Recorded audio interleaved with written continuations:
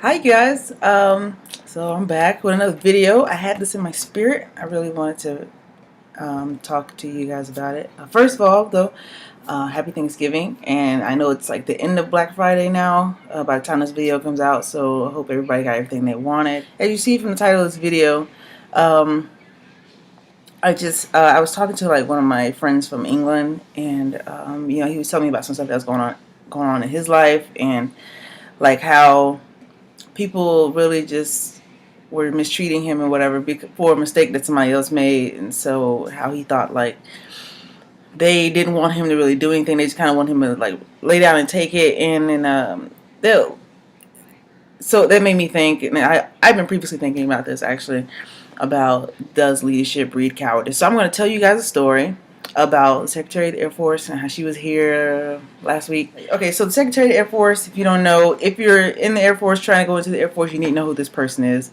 Her name is the Honorable Deborah Lee James. And she was here at Ulsan. She's doing like a PAC-AF tour for a couple of weeks. I think she's probably done by now. But anyway, she was here, and at the end of the day, she had an all call, which is basically like this big thing where everybody had to go to the gymnasium, and she had this like spiel of her priorities, and one of them was to maintain the best of the best airmen. The Air Force is downsizing, and they need people to get out, but one of her priorities is to maintain the best of the best. So I'm going to skip to something else.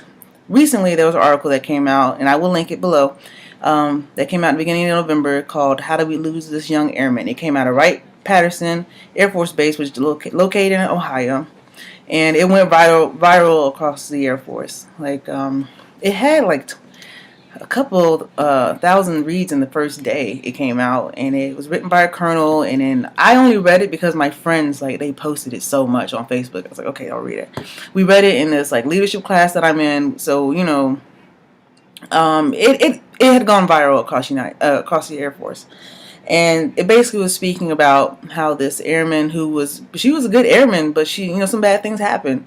Bad things happened to her. She got into a car accident. She failed a PT test. Whatever. Like, she had unfortunate circumstances, and what happened was like leadership didn't really stand up behind her, and they didn't have her back or whatever. So she wound up getting out. But just because you fail a PT test doesn't make you a bad person. Just because you get into a car accident doesn't make you a bad person. So the Secretary of the Air Force had all these all this set up, for how she's going to maintain the best of the best. And this airman in this article happened to be a good airman who got out because leadership basically didn't have her back. They didn't step up to the plate for her. So at the end of the all call, the SecAF was like, does anybody have any questions for me since I'm here? And so she asked if anybody wants to ask a question, and nobody else gets up. It's like pure, like, quiet crickets. So I'm like, yeah, okay, I'll be this person. I'll get up and go first. So I got up and I went first. I was super nervous, super nervous. And I was like, yeah, ma'am, I'm not sure if you had a chance to read it or whatnot. And this is really like rhetorical, because I'm like, of course she read this. But there was an article out of Wright-Pat Air Force Base called How Did We Lose This Young Airman? And it was speaking about airmen, people who are getting out, and why they're getting out even though they're good. And one of your main priorities is to maintain the best of the best airmen. Yes, we're downsizing, I understand that, but what exactly is your plan to maintain the best of the best? Because the way I see it is that they are eliminating SRBs, which is retention bonuses, basically paying people X amount of money in whatever career field to keep them in. And you gave people early retirement to get them out.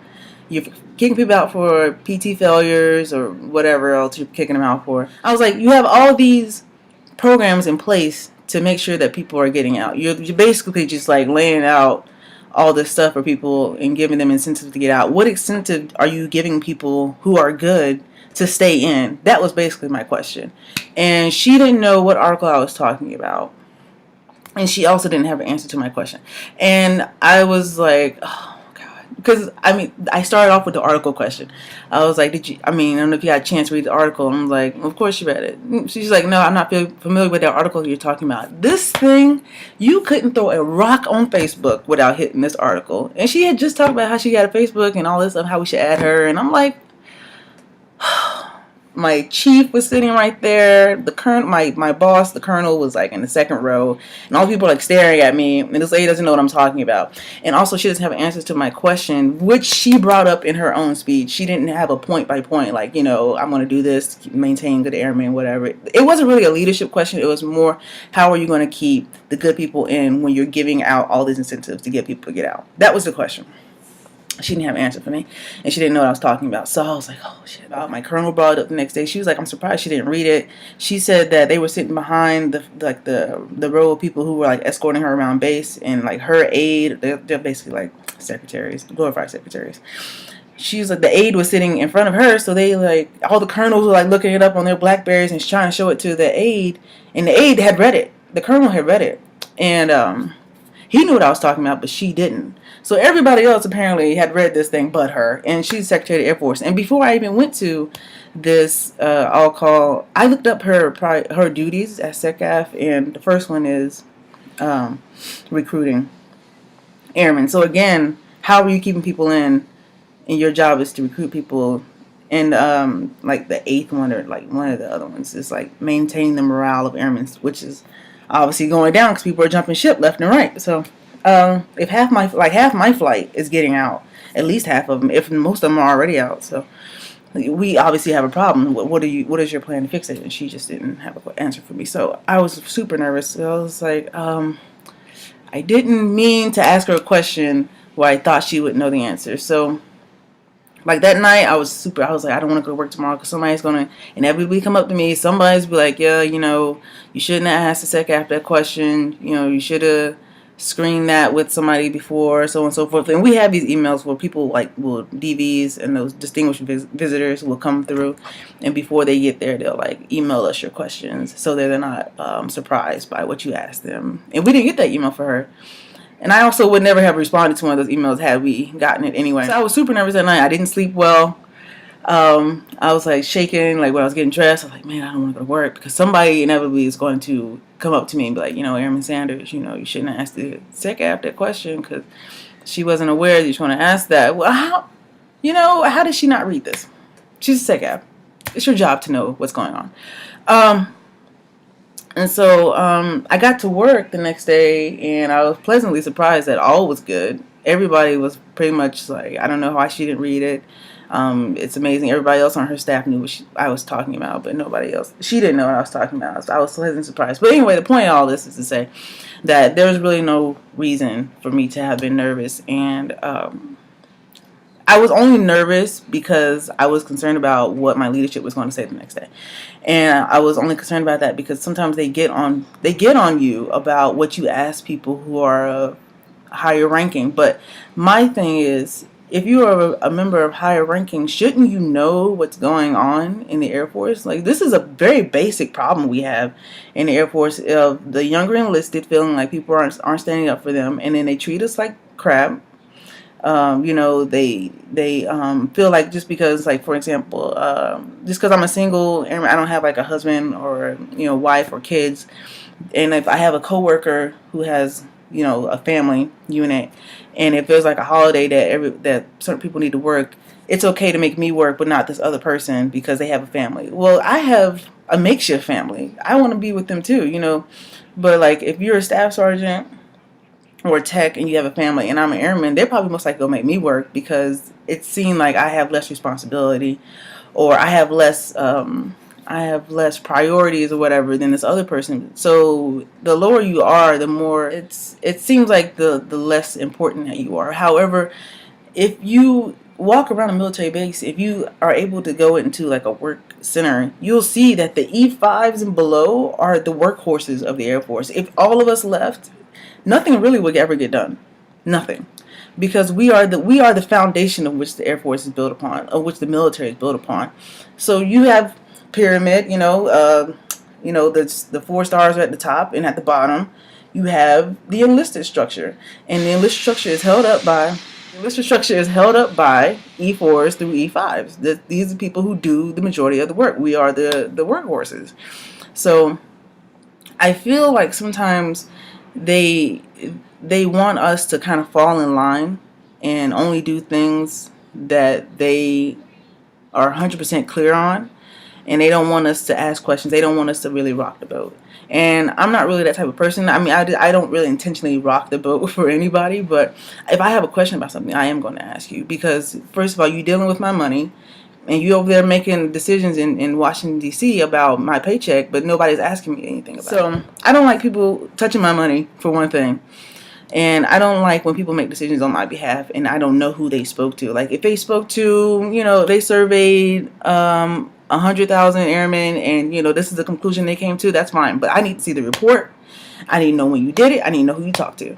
Because you're just making all these willy-nilly decisions, and I don't know where they're coming from. And so leadership doesn't really want you, well, I feel like leadership doesn't really want people to ask top leadership what's going on, because they don't want to look like they have no control of the people that they have working under them. And I need to know what's happening. And so I feel kind of like leadership is kind of breeding cowardice a little bit. It's because they just don't want you to say anything. They don't want you to ask people the uncomfortable questions. But if nobody asks the uncomfortable questions, then how will we ever know the answer? How do I know what your plan is if you don't tell me what it is, but you tell me that you have one?